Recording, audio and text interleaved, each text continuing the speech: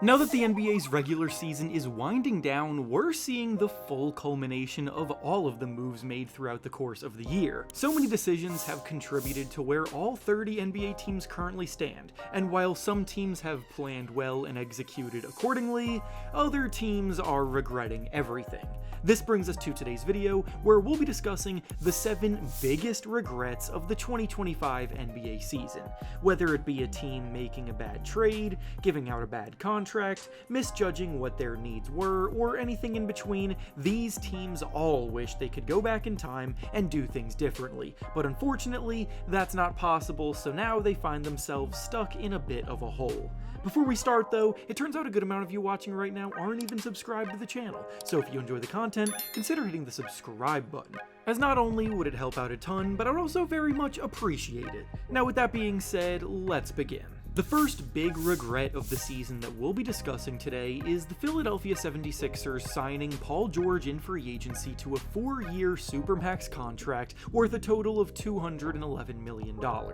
The Sixers' plans could not have flopped any harder if they tried. Last season, the front office urged everybody to remain patient while they held themselves back from making any big moves, despite Joel Embiid playing the best basketball of his life for the first half of the season, because the summer of 2024 was when the team had infinite cap space to spend in free agency and build around him and Tyrese Maxey. The only problem with that was the fact that this past year's free agency class wasn't really all that special, and Paul George was really the only star available on the market, as pretty much every other big name ended up re-signing with their teams. This made Philly get extra desperate to land George because he was the only big swing to take, so they threw all the money he wanted at him and lured him in. In theory, Paul George should be an outstanding fit alongside the core that the Sixers have put together because at his best, he's been a dominant two-way wing that defends hard,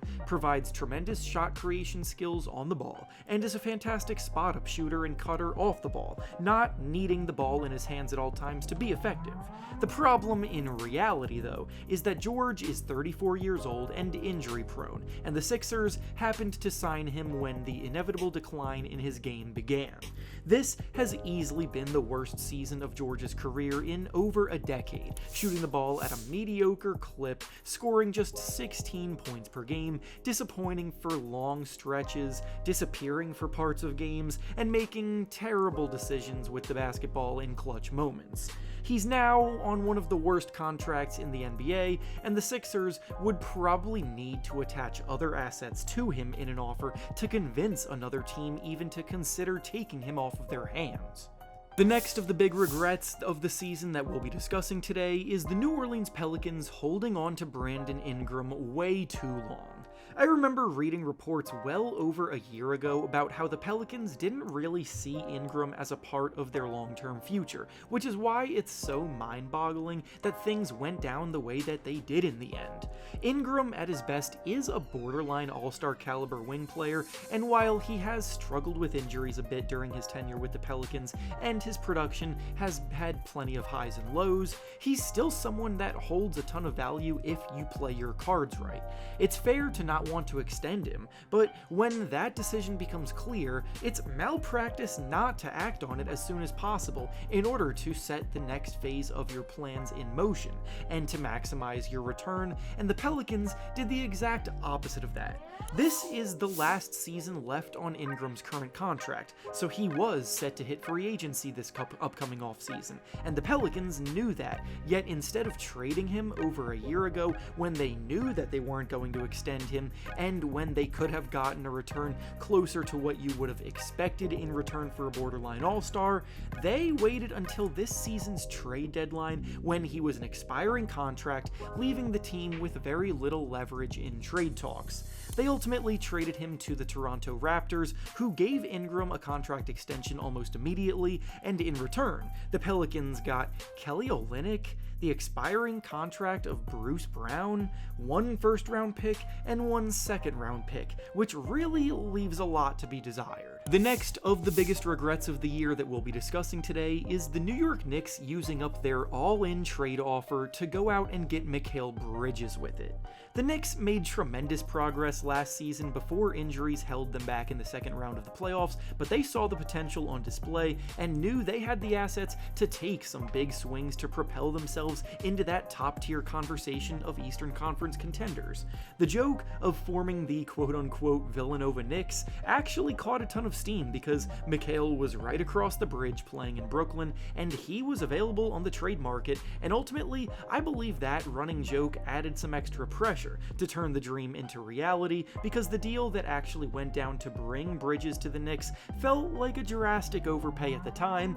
and in hindsight, it only looks worse. The Knicks traded away 5 first-round picks and a first-round pick swap, along with a few players, to bring Bridges in, and I'm sorry, but that big of a price tag is typically the cost of a bona fide star that changes the trajectory of a franchise. Bridges has been an above-average wing player this season, nothing more, nothing less, and unfortunately for both him and the Knicks as a whole, that's just not good enough for how much was invested in him. His perimeter defensive impact was supposed to help neutralize Karl-Anthony Towns' weakness as an interior defender, but he hasn't been nearly as good in that regard as he was during his Phoenix Suns days, and because of it, the Knicks are an average team defense at best, ranking 14th on that end of the floor across the league. The Knicks this season have still been good, but the Thunder, Celtics, and Cavaliers are currently the top tier level of contender, sitting above the rest of the pack, and the Knicks are a combined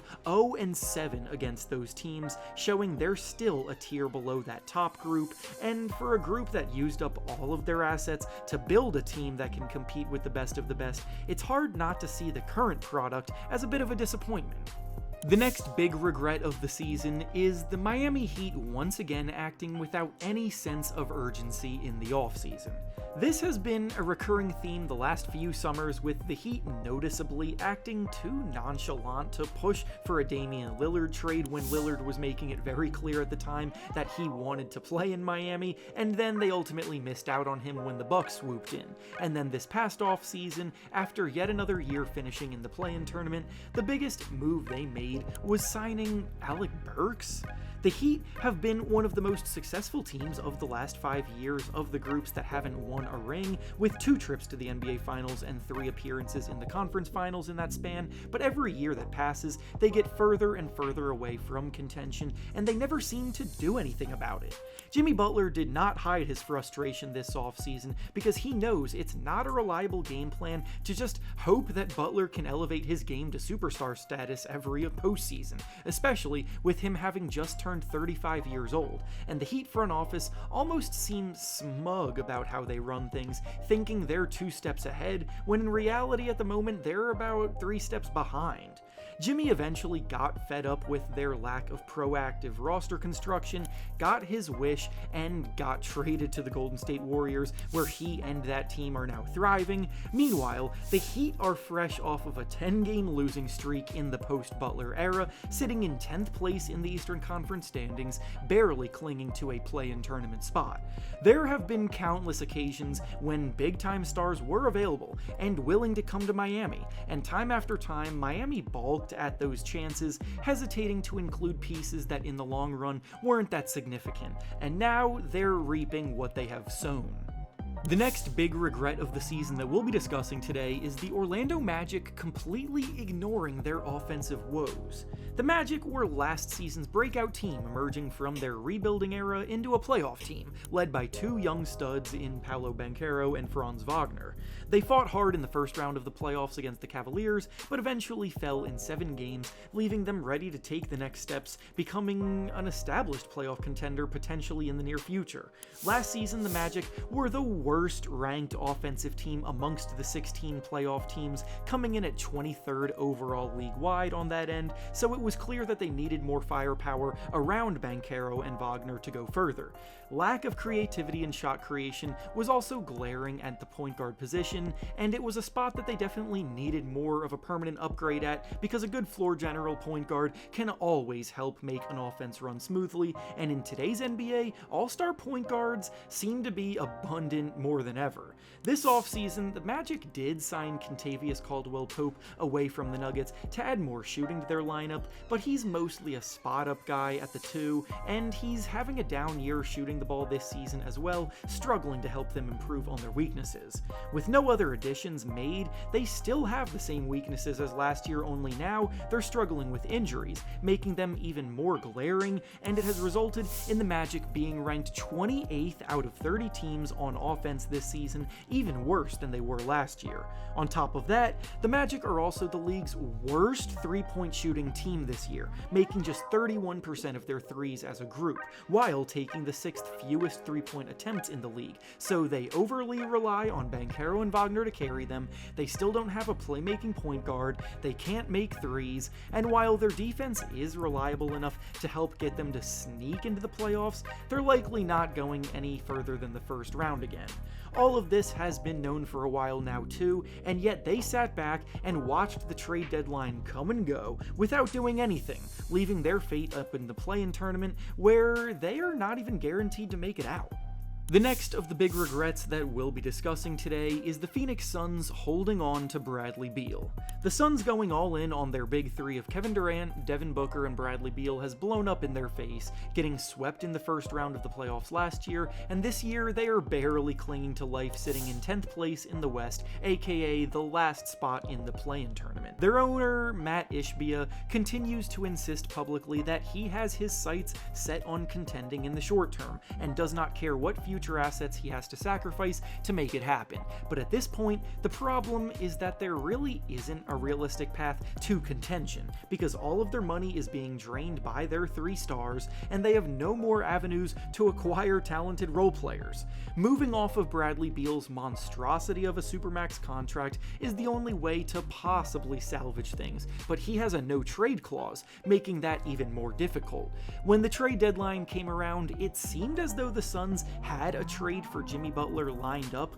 when they traded away their 2031 first-round pick to the Utah Jazz, and they dumped Yusuf Nurkic's salary on the Charlotte Hornets, which also would have meant that they could have possibly gotten Beal to waive his no-trade clause. But then, that Butler trade never happened, so they ended up giving away a future first-rounder for no reason, and Beal is still on their payroll. This was their only chance to try to make things happen, because all signs are now pointing to Kevin Durant and possibly Devin Booker asking out this offseason if things end in the play-in tournament again, and it will all come back to Beal and his terrible contract if that's the case. And finally, the last of the major regrets that we'll be discussing today is the Dallas Mavericks trading Luka Doncic to the Los Angeles Lakers. I saved this one for last because we all knew it was going to be included in today's video, so I wanted to highlight the other selections first. At this point, it is beating a dead horse talking about this trade, but it simply needs to be included in a topic like this. The Mavericks seem to be going for the world record speedrun on how to tank an NBA franchise's future, because their trade deadline showing was a disaster class for the ages. Their general manager has a weird grudge against Luka Doncic and has continually tried to tank Luka's reputation ever since the trade has gone down, calling him a fat alcoholic who can't stay in shape, and yet since Luka's arrival in Los Angeles, the Lakers have only gotten better and better shooting up the standings. Luka is a 26-year-old walking triple-double and has been since he was 20 years old. He's coming off of a season where he led the Mavs to the NBA Finals. He's producing at a level that no other player ever has produced this early in their careers, and he's proven to be clutch in big moments. He's the type of franchise player you might come across once in a generation, and the Mavericks traded him away for 32-year-old Anthony Davis and his broken down body. The reasoning told to the public was that the Mavericks wanted to contend in the short term, yet the roster as currently constructed was never going to be good enough to win a ring even at full strength, and their 2 best players were now well into their 30s and injury prone. And with that being said, that's all I have for you today. Make sure to like the video, subscribe to the channel, and comment down below what you think the biggest regret of the season is. Thanks for watching, and I'll see you all next time.